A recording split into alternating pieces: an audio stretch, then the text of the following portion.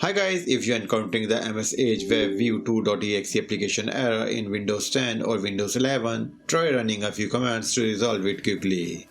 So here is the quick fix. Click on Windows button, type cmd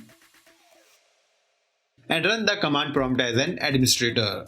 Please note that we are going to run some Windows command that may take some time to scan and fix the error, so patience is highly required.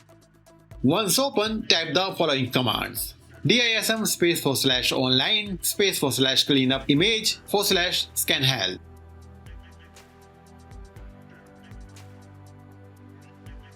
Press the enter button. Once that has finished, type the next command: dism /online /cleanup image /restore health. And press the enter button. And once that has finished, type the final command: sfc /scan now.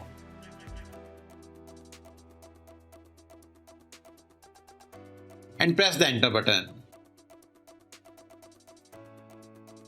Once that has finished, restart your PC and your problem should be resolved. Stay safe.